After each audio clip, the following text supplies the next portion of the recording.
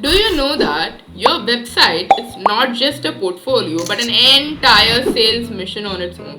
So, if this is surprising, you have a lot to learn today.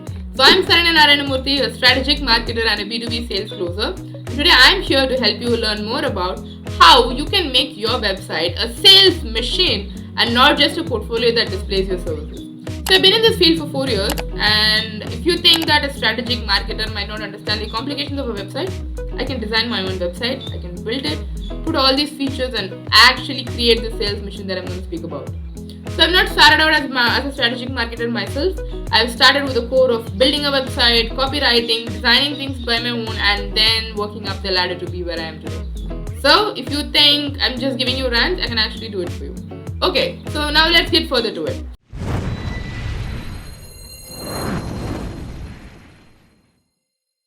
First of all, how do you create a website, or what is it that you need to get a website happen, or how do you make it a sales machine? So I would recommend going with WordPress because WordPress offers you a wide range of facilities as well as marketing efficient tools and plugins which will help you to optimize your website better. However, if you are looking to create this website with absolute features, you can go for a fully coded one, and the same thing can also be implemented there. So these techniques are not exclusive only to WordPress, it is exclusive to anyone who is building a website.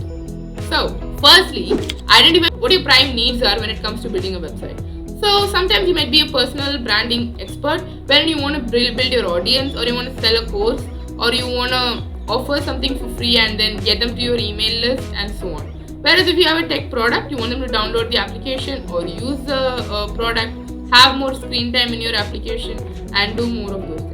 And if you're a service provider, you want them to drop inquiries, you want them to buy your product, you want them to read more in your blogs and so on. So depending upon which niche you are in and what exactly is your need when it comes to this website, have a clear idea of why you want people there, okay?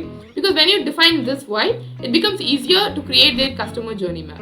So customer journey map is nothing but it's an elaborate thing which will have its own video in the progressive time.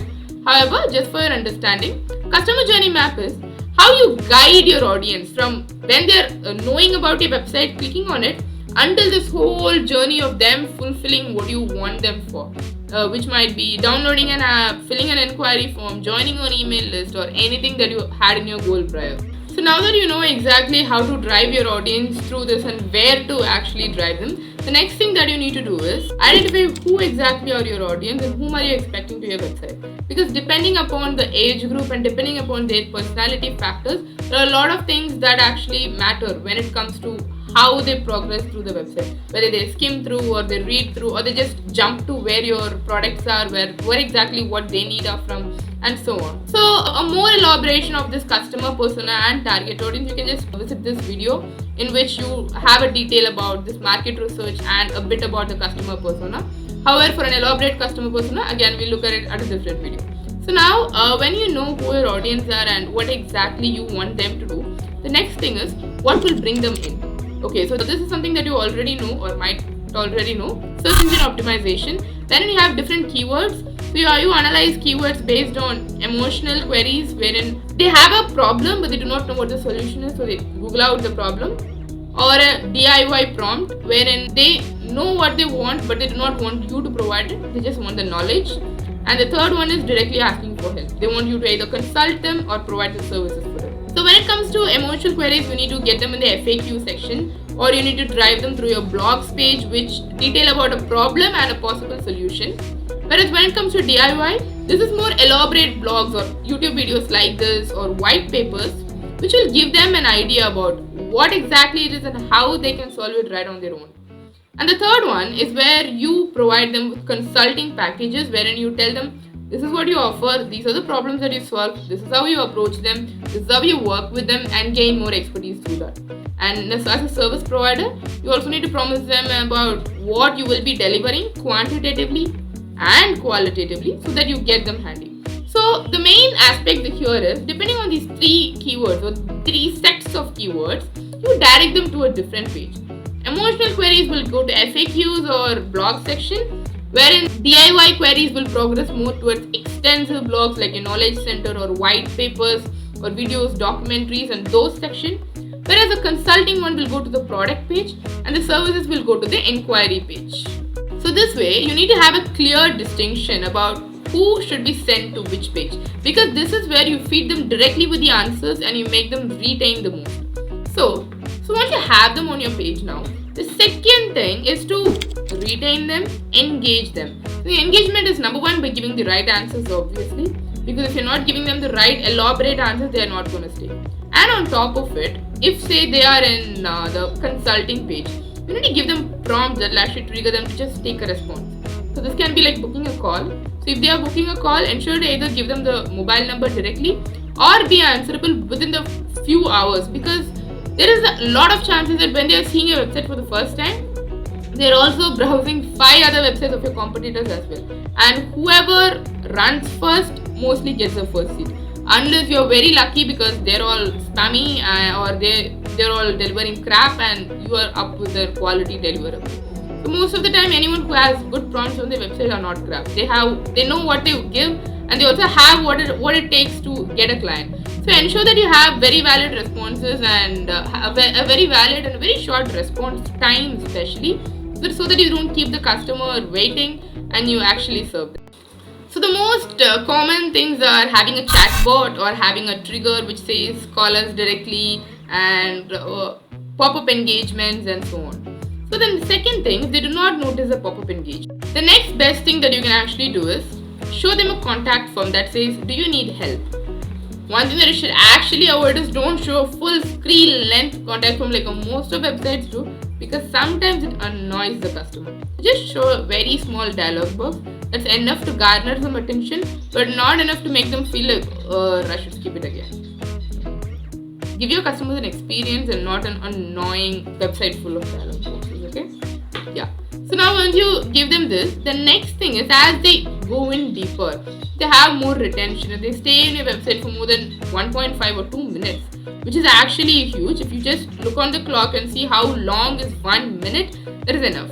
So if you think you are able to grab your attention of your audience for 2 minutes or more, that's an achievement by itself.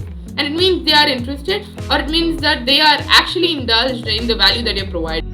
So go in deeper, and now as they go in, guide them through the other section that are essential. So if they are in the blog section, show them more relatable blog. And when it comes to blogging, always follow a lattice blogging framework, wherein it's like a web that's interconnected. So this is where you take a root topic and then guide them through other channels as it goes on and on. So for example, if you noticed in this video, you came in to know how to convert a website into a sales mission. I already told you 2 concepts and I told you they are in different videos. So one is a customer journey map and other one is a customer persona. So here I'm just dividing it further to give you more information which is more valuable to you, whereas also routing you to the other videos that are already on the channel. So this way you will increase your watch time, which is the ultimate goal, or in other words you'll also get more insights. So it's a win-win. So always make any value proposition a win-win. Obviously you're not here to serve or service unless that's your main motive itself. So the main objective is to give them what they are expecting so that they are happy to get more from you, because at the end of the day they are gaining more value, right? Ultimately, if you're not providing value, you're not going to sustain. So always keep that in mind.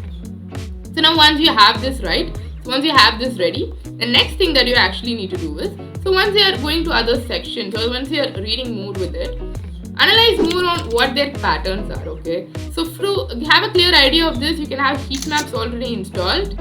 So heat maps are tools that will help you to analyze which section of your website is your customer choosing to spend a lot of time on. So is it on the pricing section, or even if it's one page, which section of their page is their cursor going on again and again? Are they reading it line by line, or are they stressing out on a certain section? So this will give you a better idea so that overall the next time you can actually emphasize on that, because once you understand customer patterns going by a number of visits, you will then optimize your page accordingly so that your conversion rate increases in the longer run, okay? You will have all of these tools.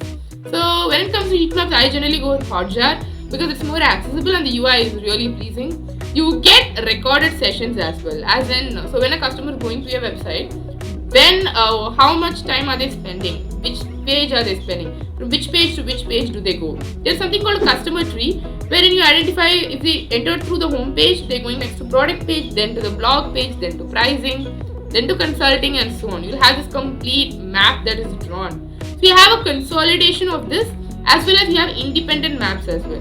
So this way you can trace out your customers' patterns as to where they are spending the most time on and so on, so that you have an idea of okay, so this is the path that the customer is choosing. How do I engage them the most on this path? So once you have analyzed what the journey of your customer is and how you can engage them, so the next thing what you do is have an organic funnel already constructed. So an organic funnel is nothing but if a customer is coming in as a cold lead, okay? So generally that's how customers come in. They just identified your product, they just got to know about your brand name and they are cold. So from that, how do you convert them to warm? What type of content you need to put? So this they usually call as a top of the funnel content and the middle of the funnel content. So top of the funnel is where you get into the awareness stage. For a customer who just knows you, what do you tell them? So bottom of the funnel is a concrete structure that will let them convert, more like placing inquiries, buying a product also. And also another thing that you need to identify is when it comes to placing their inquiries, some customers just go into the last page and they put in their contact details for you to call them and then explain about your product. Whereas some do their due diligence, they already do your research and then enter the details. So it depends from customer to customer how you actually get them. This was also covered as a major part in the customer persona because that's where you get in the complete personality of your audience, which will help you to identify it, okay? So now once you have all these sales funnel and stuff put in, the sales funnel is where you identify and you sort out content accordingly. So nothing major, you don't need softwares also. So everything that I'm saying are very nominal tools that you just need to add, and the way in which you strategize your content that will give you the better results. For example, if you're having a product page, start with a description about that particular product and then more relevant products, and then at the bottom about the company, and then few clients for whom you have already delivered this service. You can also go a step further and add some testimonials up there. So this is the structure of a product page, okay? So the reason why you need to do this is generally when people see a product, they also need to know are people already using it? What do they say? What about the company and all of it? So when you present it all together, it becomes in complete unison. So have more maps into your website, make it more interactive, let it be playful so that they spend more time on. And especially when they are doing this, if you're having a full-fledged sales system, you already had pixels integrated, right? Pixels, you can either go with Google Pixels or any ad that you possibly wanted to run. I would rather go with Facebook Pixels, wherein once you have this information of the customer, and even if they leave your website without making a purchase or so, you can then run retargeting ads to them depending on which page or which product they browse the most. For example, if you're running an e-commerce store, your retargeting ad will be about the last product that the customer has visited in your online shop. So this will ensure that your customer does not forget about your product and eventually comes in back and they make a sale either through your website where they've already added it to the cart, or they directly click the ad and make a sale. So you have all these information with you. So this Facebook Pixel is another tool that you need to already integrate. It's just a piece of code which your developer will be easily able to integrate, and if you're doing it as a DIY on your own, you would already have a lot of videos on the YouTube that says how to integrate a Facebook Pixel on a website. So you can very well do that, just a 2-minute work. And once you get this done, so now you have an idea about how to get your customers, how to retain them on the website, and once you retain them, how to convert them from cold, warm and hot, how to take them to the cycle, and even if they do not buy, how you can retarget them through Facebook Pixels. Now the final thing is how to make them come back to your website, either as a service provider, wherein until the point of them dropping in an inquiry or still reading your blogs, okay? So the best way to make that happen is generally by giving them more value in the form of either newsletters, when you tell them to opt in into your service forms and you send them regular emails. So I would recommend a normal time of bi-weekly or a 15 to 17 day gap between your first email and the second email. Because if it becomes a weekly thing, it almost translates into a ritual which they either follow or do not follow. Because do not provide higher information overload, because when it comes to emails, if they do not open it, your open rate decreases, your engagement decreases, and a lot of other things also happens in your analytics. And it's not like they go back and visit your newsletters unless you provide extensive value, which generally in newsletters it's more about updates that you're going to share and then progressive tips that they're going to use. So have a normal frequency of around 15 to 17 days in between your first email and the second one, so that it's not too much and it's also not too scarce. So the main goal is to stay on top of your prospects' head, and the more you send emails, that is the more healthy retention you have on the emails, you remind them of your brand name again and again. Every time they see an email popping up or every time they see a notification, they see your brand name and they actually remember you. So make the best use of, as this will directly optimize the engagement rate and especially your brand recall. The more your customer sees your brand name, the more aligned they are with you. And the next time when they have a need in your industry or someone else is having a need, your name instantly pops up and they actually recommend it to you. Like the way how I have recommended the tools that I'm using. So I'm not affiliated with them or neither have they approached for sponsorship. But however, I'm able to recommend them to you because they are good and that's what I use and I have a better brand recall for them. So ensure you have such a brand recall so that your audience gets to recommend you and also gets to use you the most. So with this, when you follow these steps, you will have a comprehensive tool or a sales mission that your website has become now, from attracting audience, retaining them, guiding them through exactly what is needed for them to go from cold until hot, and then dropping in inquiries and staying there on your website and staying in your email list to nurture them long enough for you to either trigger a purchase or upsells and so on and so forth. So this way, when you do all these, you have a very clear mission that gets you leads and converts and does the hardships for you. And just because it's a mission, it's not a one-time job. You need to maintain it consistently by updating its content, of doing proper SEO for the same and so on. So just keep these updated and I'm pretty sure your website will be able to generate so much traffic and so many leads for you. Like in ContentBot, which is a marketing company that I run, our clients have a very good engagement rate through their websites because once they have a website ready, it's not essential that they have the social media unless they have specific goals for the same as well. Because if not, their website is providing them enough leads that will keep them going from one step to the other and keep them busy fulfilling the orders itself. So this is not just for e-com, every other service provider and consultant, it's essential to have the same. So in case if you're until this part of the video, I'm pretty sure you engaged with it or you actually liked the video and I hope you took a lot of notes. So if you have any confusion, doubts, queries or even criticism, I'm completely open in my LinkedIn DMs and I'll be happy to connect with you. So stay with me or open your feedbacks and I'll be really happy to connect. So until we meet next time in the next video, happy marketing.